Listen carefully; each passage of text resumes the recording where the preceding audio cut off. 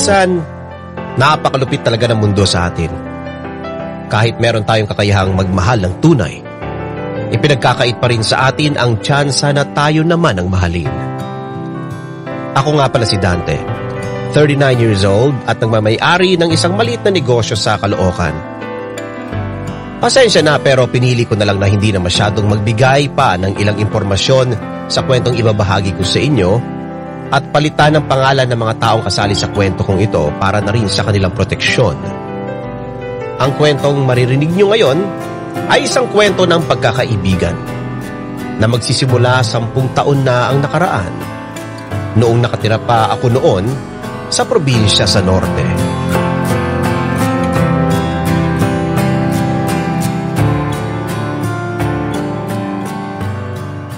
Ano ang desisyon mo? Sama ka ba sa akin sa Maynila? Hindi, Dante. Hindi ko pa talaga alam eh. Anong hindi mo pa alam? Bong naman oh. Kailangan magdesisyon ka na ngayon. Eh bakit ba nagmamadali ka? Hindi ka ba makapaghintay? Tagal-tagal na kitang tinatanong tungkol dyan eh. Bakit hanggang ngayon wala ka pa rin desisyon dyan? Eh kontento na ako sa buhay natin dito eh. Ano? Kontento ka na dito? Bong naman. Mag-isip ka nga. Magkano lang yung kinikita natin dito oh. Kapag nasa Maynila na tayo, mas malaki pa yung kikitain natin dun kumpara sa kinikita natin dito. Sige. Pag-iisipan ko ng mabuti. Ayan ka na naman eh.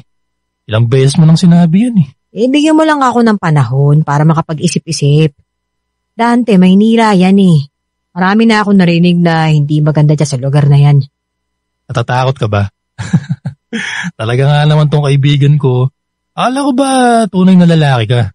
Ang tunay na lalaki, kahit saan mapunta, kahit sino pa ang kumalaban sa kanya, walang kayo natatakutan yan. Bah, hindi ako natatakot no. Nag-iingat lang ako. Hindi raw siya natatakot oh. Lumulusot ka lang eh. Pero seryoso Bong, wala kang dapat ipag-alala kapag nasa Maynila ka na. Kasama mo naman ako dun eh. Hindi ko hahayaan na may mangyaring masama sa'yo dun. Hindi mo na kailangan pang sabihin sa akin yan. Kaya ko na may sarili ko eh. O yun naman pala eh. E di sumama ka na sa akin. Alam mo Dante, ang kulit mo no? Sinabi ko ng pag-iisipan ko pa nga. Matuto ka nga maghintay. Ay, hiyahin mo ko. Mahaba ang pasensya. Kaya nga hanggang ngayon, di ba? Hinihintay ko pa rin yung sagot niya. Ha? Sino ba? Sino pa ba? Yun oh, yung paparating dito. Si Edna pala yung tinutukoy mo. Oh, nandito pala kayo. Uy, Kuya Dante, bili naman kayo ng kakanin ko. Ako Edna, pasensya ka na. Wala akong dalang pera dito eh. Ikaw Bong, gusto mo ba? Oo.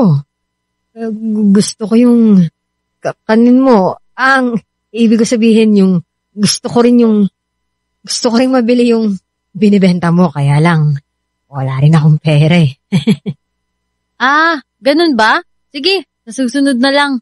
Yun nga lang Edna, baka matagalan pa bago kami makabalik dito eh. Ha? Bakit? Alis ba kayo? Oo eh. Pupunta na kami ni Bong sa Maynila. Doon na kami magtatrabaho. Dante, ano ba yung sinasabi mo? Sinabi ko ng pag-iisipan ko eh. Talaga, Bong? Di mabuti. Maganda raw talaga dun sa Maynila eh. Malakas daw kumita dun Yung chewin ko dun na nakatira eh. Sabi, mas maganda daw buhay dun. Uy, Bong, kapag malaki ng kinikita mo, uwi ka rin dito Tapos, ililibre mo ako Sige na. Pagkabalik ko rito at may pera na ako, sige ililibre kita. Pangako yan. Nak, sinabi mo yan O sige, Bong, Kuya Dante, mauna na ako Kailangan maubos ko na tong mga tinitinda ko eh.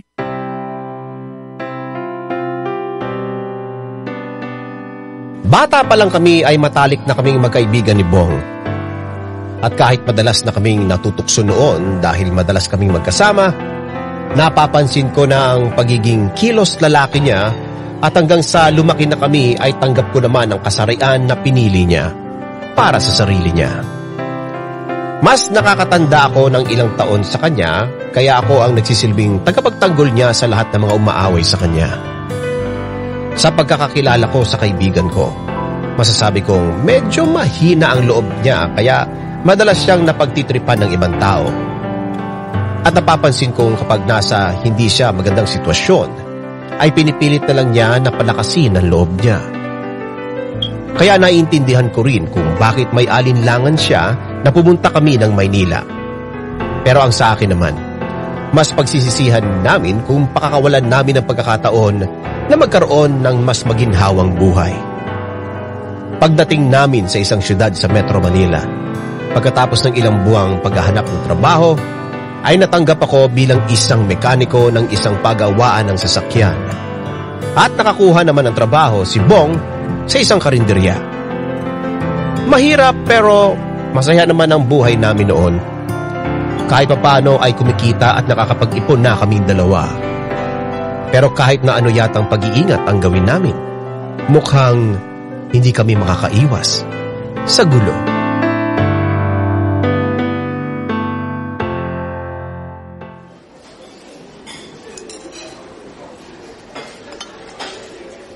Dante, ayoko asikasuhin yung taong yan.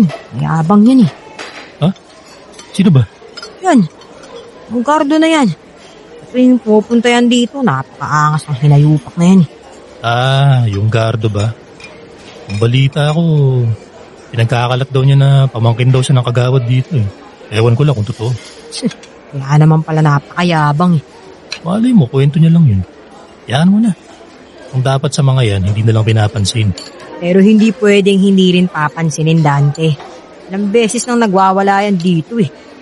Ano? Talaga? Oo. Kaya lang, natatakot lang kami sa kanya kaya hindi kami makapalag. Pero ano yung dahilan kung bakit siya nagwawala? Kung ano-ano lang. Sasabihin niya, hindi raw masarap yung kinakain niya, kesyo pangit yung lasa, tapos sisipain na lang basta yung lamesa, tapos magsisigaw na lang dyan. Naku, kaya ang ginagawa na lang ng mga amo namin, bibigyan na lang siya ng ibang ulam, kahit naubos na niya yung naunang in-order niya. Tapos ayun, aalis na lang siya ng hindi man lang nagbabayad. Ayos din ang diskarte eh, no? Nakadoble na sa ulam, nakalibre pa. Kaya nga tuwing kakain dito yan, kinakabahan kami. Lalo na ngayon wala dito yung may-ari. Pag nagwala yan, ako, hindi namin alam kung anong gagawin dito. Binaon ka lang, baka naman matino siya ngayon. At kung magwala man yan, ibigay nyo na lang kung ano yung gusto niya. Yun lang din naman yung ginagawa na amo nyo kapag nandito yan, di ba? Mas maganda na yung umiwas na lang sa gulo hanggat maaari. Di ba yan? Ang pangit ng lasa! Ay, na nga ba sinasabi ko, Dante? Anong gagawin namin? Nagwawala na naman, oh. Alam mo, Bong, una ako kumuusap dyan. Kita mo naman, oh. Takot na takot yung mga kasama mo. Ay, naku, Dante, ayoko. Baka kung anong gawin sa akin yan, eh. Hindi yan, huwag kang mag-alala. Samahan kita, nasa likod mo lang ako. Aalalayan kita. Bahala na nga. Boss, ano bang problema? Hoy, Tomboy. Di mo ba narinig yung sinabi ko? Ang pangit na naman ng lasa ng ulam nyo. Kung ganyan na lang lagi yung ulam nyo, magsara na kayo. Ay, pasensya na, boss, ha? Gusto niyo ba palitan ko na lang yung kinain nyo? May tanong ako sa'yo. Tomboy, lalaki ka ba o babae? Sandali lang, pare. Wala namang kinalaman yun sa ulam, eh. Boyfriend mo ba to? Nakikisali eh. Sabihan mo yan kung hindi sasapakin ko yan. Boss, kukuha na lang ako ng ibang ulam. Ano bang gusto mong ulam? Hindi mo sinasagot yung tanong ko eh. Isa pang beses na hindi ka sumagot, lalo ako magwawala dito. Ano? Sagot! Lalaki ako! Ano yun? Hindi ko marinig eh. Lalaki ako! Lalaki raw siya oh. Kalokohan.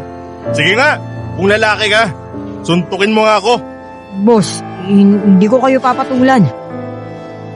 Ganun Di mo ko papatulan Oo. Ayan, basa na ako. Ayan. Pinaliguan na kita ng soft drink. So ano?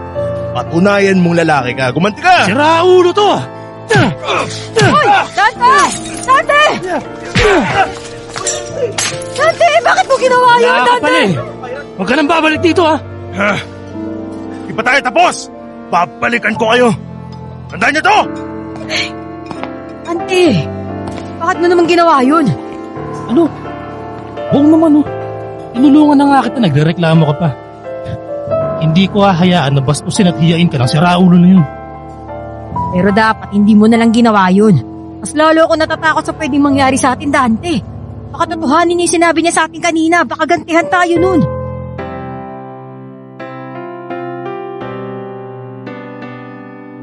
Aminin kong kinabahan ako sa mga sinabi ni Bong nung mga oras na yon. Siguro dahil wala kami sa sariling lugar namin. Kung nandoon lang sana kami sa probinsya namin, walang dahilan para makaramdam ako ng matinding takot. Pero dahil nasa ibang lugar kami at hindi pa kami gaano kapamilyar sa Maynila, hindi kami dapat magpakampante. Lagi na kaming sabay umuwi ni Bong galing sa trabaho dahil hindi ko alam kung ano ang pwedeng mangyari sa kanya kung hindi niya ako kasama. Inalam namin at dumadaan kami sa mga daanan na sa tingin namin ay maliligaw namin ang mga pwedeng humabol sa amin. Nilalakasan ko na lang din ang loob ko dahil ang totoo, may pakiramdam akong pwedeng may masamang mangyari sa amin ng kaibigan ko. Hindi ko lang pinapakita kay Bong para hindi na ako makadagdag pa sa pag-aalala niya para sa aming dalawa. Pero mukhang hindi namin matatakasan ang kung anumang nakaplano ng tadhana sa amin habang nandito pa kami sa Maynila. Kahit na anong pag-iwas pa ang gawin natin, posibleng malagay pa rin sa panganib ang buhay namin.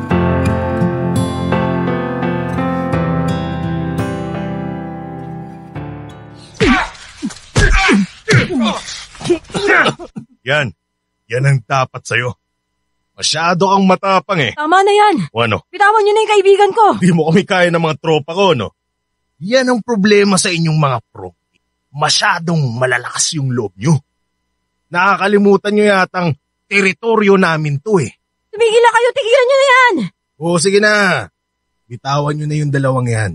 Hindi naman na makakalaban yung mga yan eh. Dante, ayos ka lang ba? Okay lang ako. Huwag kang mag-alala sa akin. Kasalanan ko to eh. Tama ka. Nang dahil sa ginawa ko, napahamak tayo. Ayop ka, Gardo! Pagsisisihan niyo yung ginawa niyo sa kaibigan ko! Aba, matapang na tong si Tomboy. O bakit? Kaya mo ba ako? Ha? Hindi ko alam. Nagmamatapang ka dyan? Di mo naman pala alam. Wala palang kwenta to eh. Sige na, panalo na kayo. Hindi na kami papalag sa inyo. Yun lang naman yung gusto niyo, di ba? Yan! Yan, ganyan! Mabuti naman at alam mo. Walang pwedeng pumalag sa akin sa lugar. Ako ang hari dito. Ano bang gusto mong gawin namin para paalisin niyo na kami, ha? Bong, ano ka ba? Huwag mong gagawin yan. Akala ko ba lalaki? Ang tunay na lalaki, hindi natatakot. Pero yan naman ang gusto ko sa'yo, Tomboy. Ginagamit mo yung utak mo. Wala na akong pakialam. Gusto ko lang na mailigtas yung kaibigan ko. Sige, may naisip ako. Masaya to. Mga tropa, kita niyo yung dalawang yan ngayon.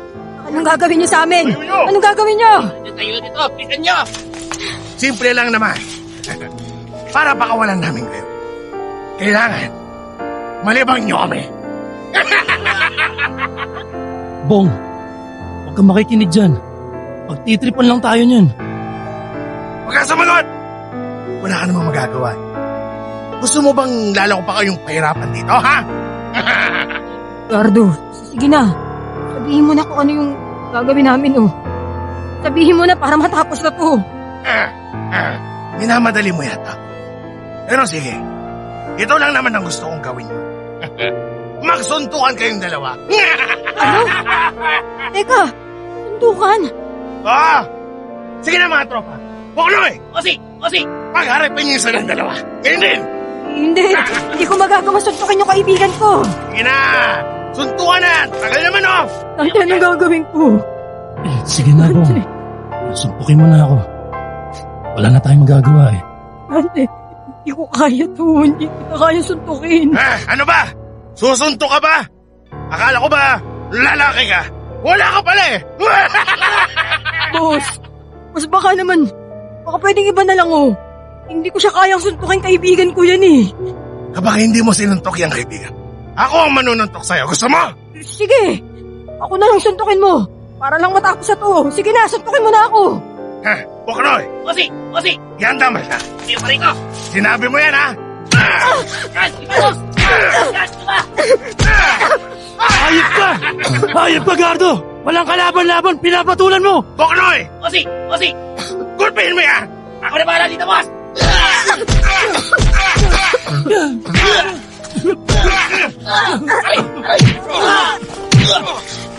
Buknoy! Bossing! Bossing! Tama na yan. Nandiyan ang mga tanod. Sipat na! Bong, ayos ka lang. Ayos naman ako. Ito nga yung nabugbog din nila eh. Dante, ayoko na dito sa Maynila. Nakakatakot pala dito. Alam kong gustong-gusto mo dito pero baka lalo lang tayo mapahamak dito eh. Umuwi na lang tayo sa atin oh. Umuwi na lang tayo.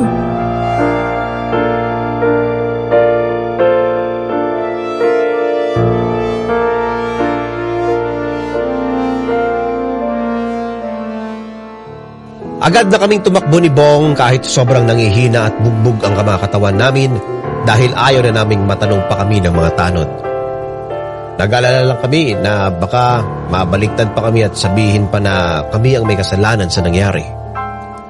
Iyon ang unang pagkakataon na nakaramdam talaga ako ng matinding takot, hindi lang para sa sarili ko kung hindi para na rin sa kaibigan ko. Muntik na malagay sa alanganin ang buhay namin ni Bong. At magmula noon ay lagi na siyang nakakaramdam ng pagkabalisa kaya minabuti na naming umuwi na agad sa probinsya namin. Sinisisi ko rin ang sarili ko sa nangyari dahil kasalanan ko naman talaga kung bakit kami napunta ng Maynila. Sana pala ay nakinig na lang ako kay Bong. Kung hindi ko pala siya pinilit na samahan ako, walang masamang mangyayari sa matalik na kaibigan ko.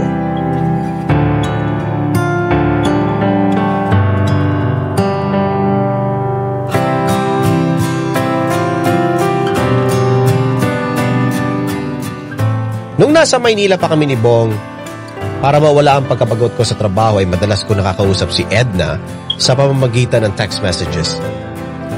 Nung una, simpleng usapan at kwentuhan lang ang namamagitan sa amin. Pero habang tumatagal, kahit malayo kami sa isa't isa, ay paunti-unting nahulog na ang loob namin sa isa't isa hanggang sa naging magkasintahan na nga kami nang hindi ko ipinapaalam kay Bong.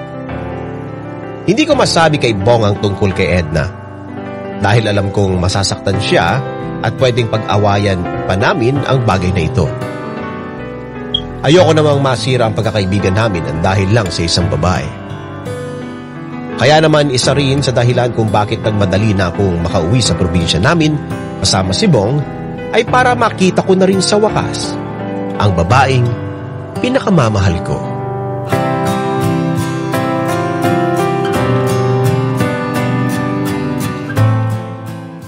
Buti gising ka pa ng ganitong oras. Hindi ka ba nakita ng mga magulang mo na lumabas ka sa bahay niyo? Hindi. Nakalabas ako ng bahay nang hindi nila ako nakikita. Grabe, miss na miss kita. Ako rin naman eh. Sabik na rin ako sa'yo. Ayos ka lang ba? Hayop talaga yung mga bumugbog sa inyo ni Bong. Okay lang ako. Muna akong alalahanin. Tapos na yon. Dapat pala sinabi ko sa tiyuhin ko sa Maynila. Para kahit papaano nakaganti kayo. Ano ka ba? Ba ang sabi mo, umiwas kami sa gulo? O ayan, pinatulan ko. Lalo nga kaming napahamak ni Bong. Kung gaganti pa kami, baka lalo pang lumaki at hindi pa matapos yung gulo. Ang akala ko pa naman, mas maganda at mas maayos ang buhay niyo sa Maynila. Hindi pala, mas lalo lang kayo napahamak. Tingin ko naman, nagkataon lang na inabot lang kami ng kamalasan ni Bong pagpunta namin dun. Pero hindi ibig sabihin na pangit na sa Maynila. At samba lang talaga kami ng pagkakataon. Kaya lang, hindi ko pa rin maiwasan na makonsensya eh. Bakit? Ano bang nangyari? Wala naman. Kaya lang, ako kasi yung nagdala kay Bong sa Maynila eh. Hanggang sa pag-uwi namin dito, dala-dala pa rin niya yung nangyari sa amin dun. Takot na takot pa rin siya. Pakiramdam niya, sinusundan pa rin kami ni Gardo hanggang dito eh. Grabe naman kasing nangyari sa inyo. Kahit sino namang makaranas kasi nun, mahihirapan. Tsaka hindi matatahimik ang kalooban eh. Bilang kaibigan, huwag mo siyang pababayaan ha. Kailangan niya talaga ng suporta natin. Lalong-lalo ka na. Ikaw yung matalik niyang kaibigan eh. Oo naman, alalayan ko si Bong kahit na anong mangyari. Yun lang, hindi ko pa rin maiwasan na hindi ko sisihin yung sarili ko ng dahil sa nangyari. Kung hindi dahil sa akin, baka maayos at hindi nagkakaganyan si Bong ngayon. Huwag mong isipin yun, Dante. Hindi mo naman alam na mangyayari yun sa inyo sa Maynila. Kalimutan mo na yun. Wala ka namang kasalanan doon. Yung may isa pang bagay na hindi pa rin nagpapatahimik sa konsensya ko, hindi pa rin alam ni Bong yung tungkol sa relasyon natin eh. Ha? Bakit ba hindi pa natin sabihin sa lahat na nagmamahalan tayong dalawa? Ano pa bang hinihintay natin? Edna, wala naman sanang problema eh. Ang iniisip ko lang dito, yung mararamdaman ni Bong. Siguradong kapag nalaman niya to, lalo pa siyang masasaktan. Ayoko nang dumagdag pa sa hirap na nararamdaman niya. Kung sa bagay, naintindihan ko naman yun. Pero dapat maisip mo rin, lalabas at lalabas din ng totoo. Dante, pag-isipan mo to ng maigi. Kasi malalaman din ni Bong yung tungkol sa atin. At mas maganda kung sa'yo manggagaling mismo, hindi sa ibang tao. Kung mag-alala, sasabihin ko rin sa kanya. Tatansiyahin ko lang ng mabuti. Hindi ako pwedeng mapabigla-bigla. Ayoko masaktan ko yung damdamin ng kaibigan ko. Ikaw bahala. Sige, kailangan ko na rin umuwi eh. Baka mamaya hinahanap na nila ako o may isa nang gising sa kanila. Oo sige, mag-ingat ka sa pag-uwi ha. Ingat ka rin ha. Love you. Dante! Edna! Bong, kanina ka pa dyan? Bong, magpapaliwanag kami. Mga hindi kayo tunay na kaibigan. Wala akong kaalam-alam. Niloloko niyo na pala ako. Magsama kayong dalawa! Bong, sandali! Hindi ka namin gustong lokohin. Sasabihin naman namin sa iyo eh. Umahanap lang ako ng tiyempo. Bong, makinig ka naman sa akin oh. Bong! Bong!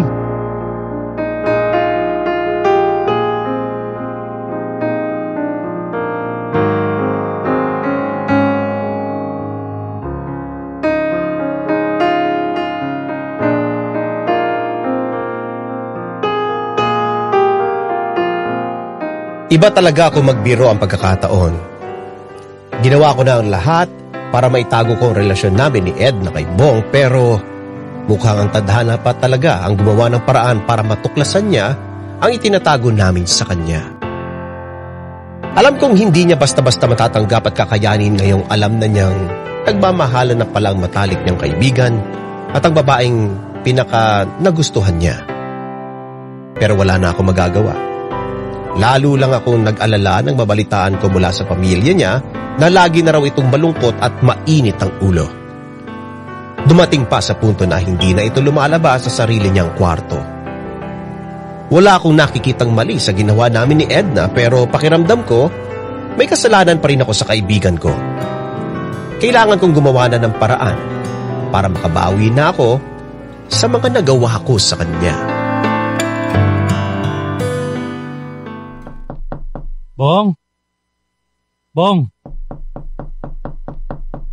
Lumabas ka naman dyan sa kwarto mo. Mag-usap naman tayo. Nag-aalala na sa'yo yung pamilya mo eh. Ilang araw ka na raw na hindi lumalabas dyan. Uy! Bong! Sige na, lumabas ka na dyan. Bakit pa ang kulit mo? Hindi ka ba nakakaramdam ha? Ayokong kausap ka. Bong, kapag ganito may problema tayo, huwag mo namang idaan sa ganitong paraan. Pag-usapan natin ng maayos to. Magkaibigan tayo eh. Hindi mo ako kaibigan. Ano ba yung mga pinagsasabi mo? Tumigil ka nga dyan. Naiintindihan ko kung bakit ka nagtatampo. Pero parang sobra naman na to. Ako pa yung may kasalanan ngayon. Hindi naman sa ganun, Bong. Tama na. Pinapagaan mo lang yung mga gusto mong sabihin sa akin, Dante. Kaya nga lalo ako naiinsulto eh. Pasensya ka na. Hindi naman yun ang intensyon namin eh. Oo na. Alam ko naman yun. Ano ka nga naman magkakaroon ng intensyon sa taong wala ka namang pakialam? Anong sinasabi mo? Wala kaming pakialam ni Edna sa'yo. O bakit? Hindi ba? Huwag ka nga nag-iisip ng ganyan. Hindi na nga mapakali si Edna kakaisip kung ano na ba yung nangyayari sa'yo eh. Tapos magsasalita ka pa ng ganyan sa amin. Pero hindi nyo man lang inisip na mas masasaktan nyo ako sa ginawa nyo. Bong, ano bang gusto mong gawin namin? Ha? Nalaman mo na nga kung ano yung totoo, di ba? Ano pa bang pwedeng gawin namin para lang mapatawad mo kami? Sa totoo lang, wala naman talaga kaming ginawang kasalanan sa'yo eh. Wala naman pala eh. Bakit nandito ka pa? Huwag na kayo magmalinis na dalawa ha. Huwag na kayo magpanggap na nag-aalala kayo sa akin. Kalimutan nyo na lang ako. Hindi naman ako importante sa inyo eh. Di ba? Hindi ako importante sa inyo. Wala lang akong kwenta sa inyo. Kung hindi ka importante para sa amin, hindi ako pupunta dito sa bahay nyo at magmamakaawa na kausapin mo naman ako. Bakit ka ba nagkakaganyan? Bakit ang hirap mong kausap? Hindi ko alam. Hindi ko na rin maintindihan kung ano yung nangyayari sa akin. Kaya pwede ba? Huwag nyo na lang ako intindihin. Bong, ano ba yung gusto mong mangyari? Maghiwalay kami ni Edna? Yun ba? Sa tingin mo kapag ginawa namin yun, makukuha mo yung puso niya? Hindi. Yun naman pala eh. Tapusin na natin tong problema. Magkayos na tayong tatlo, hindi yung pinapatagal mo pa. Pero dapat, hindi mo pa rin siya niligawan. Alam mo namang matagal na ako may gusto sa babaeng yun, di ba? Alam mong mahal na mahal ko yun. Sa lahat-lahat ng magiging karibal ko sa kanya. Bakit naman ikaw pa na kaibigan ko pa, ha? Bong, pasensya ka na. Pero wala na akong magagawa sa bagay na yan. Mahal na mahal namin ni Edna ang isa't isa. Alam kong mahirap para sa'yo to, pero kailangan mo na rin tanggapin yung katotohanan na kahit kailan, hindi ka niya magugustuhan. Makayabang mo talaga. Porket ikaw lang yung pinili niya. Akala mo kung sino ka na kumasta. Huwag mo akong mamaliitin, ha? Huwag kang magpakakampante dyan. Baka pag nalingat ka, makuha ko na lang siya sa'yo. Huwag mo nang utuin yung sarili mo. Alam mo sa sarili mo na hindi mangyayari yun. Anong sinabi mo? Huwag ka na mag-ilusyon. Kahit na ano pang gawin mo, hindi magiging sa'yo si Edna. Alam mo kung bakit? Dahil hindi ka lalaki. Tunay na lalaki ang hanap niya. Hindi yung tulad mo na ipinipilit sa sarili niya na lalaki siya.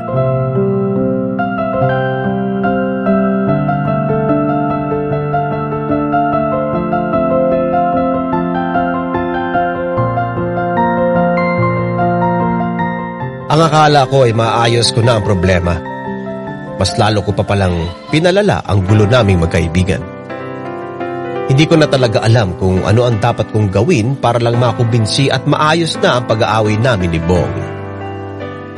Kaya wala ako nagawa kung hindi ang hayaan na muna siya. Umaasa ako na baka kailangan ko lang siyang bigyan pa ng panahon para lumamig ang ulo niya. Pero naisip ko ring masasakit din ang mga nasabi ko sa kanya dahil nadala rin ako ng matinding emosyon dahil uminit na rin ang pag-uusap namin.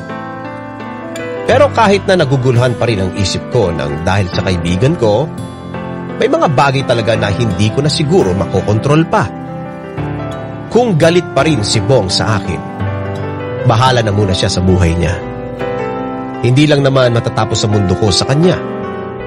Kailangan ko rin pagtuunan ng pansin ang babaeng matagal ko nang gustong makasama at kahit kailan ay hindi magiging kanya.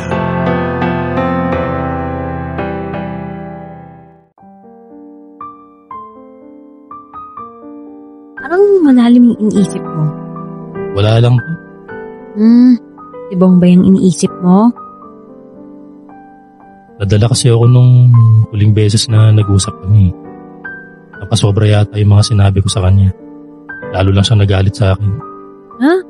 Bakit? Ano ba yung mga sinabi mo sa kanya? Ang sabi ko kasi, kahit kailan, hindi mo siya magugustuhan. Dahil hindi siya tunay na lalaki. Ano?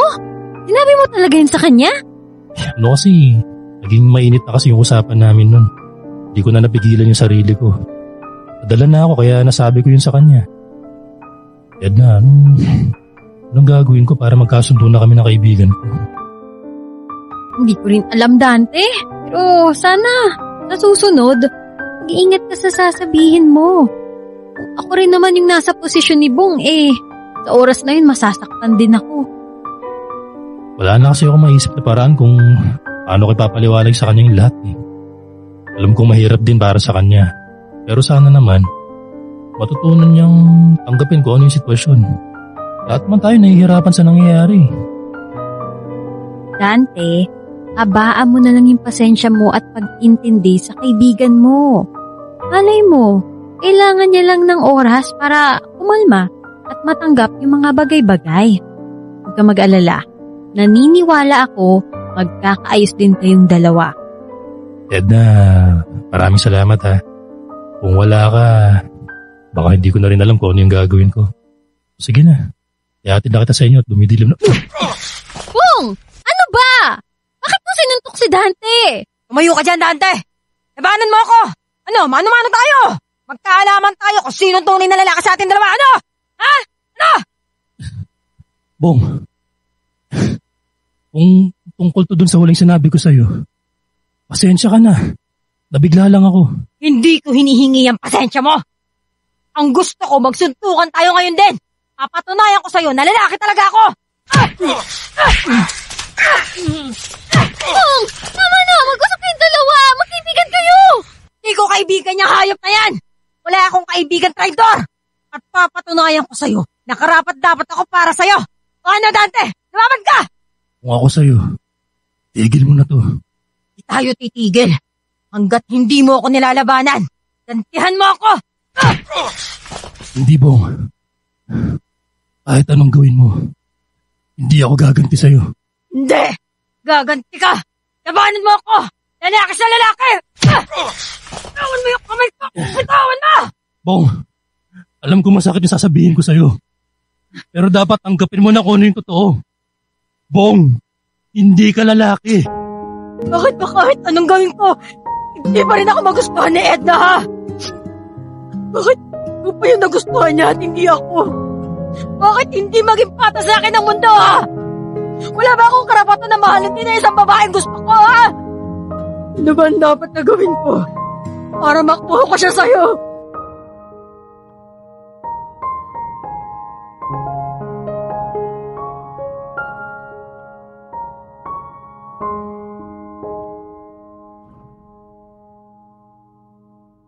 Dahil wala naman kaming magawa ni Edna para pakalmahin siya nung mga oras na yon, iniwan na lang namin siya habang umiiyak.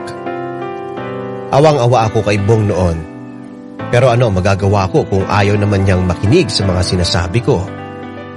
Kinain na siya ng matinding pagsiselos at galit sa akin.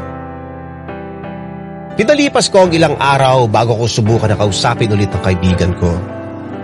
Pero nagulat ako nang ibinalita sa akin ng pamilya niya na bigla na lang daw umalis si Bong nang hindi nagpapaalam sa kanila at wala man lang pasabi kung saan siya pupunta. At hanggang ngayon, hindi pa rin namin alam kung nasaan na siya. 10 taon na ang nakalipas. Ilang taon na rin kami nandito ni Edna dito sa Maynila at nagbabakasakali ulit na hindi lang para subukan na magkaroon ng magandang buhay, kung hindi may pakiramdam ako na nagpunta rin dito si Bong para patunayan sa kanyang sarili na isa siyang tunay na lalaki. Hanggang ngayon ay hinahanap ko pa rin siya. At hindi pa rin ako nawawalan ng pag-asa na muling makita siya at mapag-usapan ang anumang problema na namagitan sa aming dalawa. Maraming salamat sa pagkakataon, Dear IFM, na maibahagi ko sa inyo ang kwento ko. Hanggang dito na lang muna. Dante.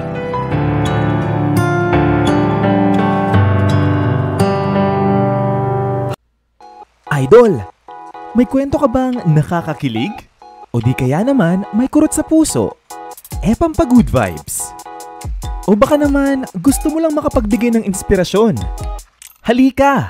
Pwedeng-pwede kang magpadala ng kwento ng buhay mo sa amin. Magpadala lang ng sulat sa email dearifmstories@gmail.com o di kaya naman mag-PM sa official Facebook page namin. Hanapin lang ang Dear IFM at kami nang bahala sa'yo. Malay mo, kwento mo na pala ang susunod na mapapakinggan. Ano pang hinihintay mo? Ikwento mo na yan dito sa amin sa Dear IFM, kung saan una ang kwento mo.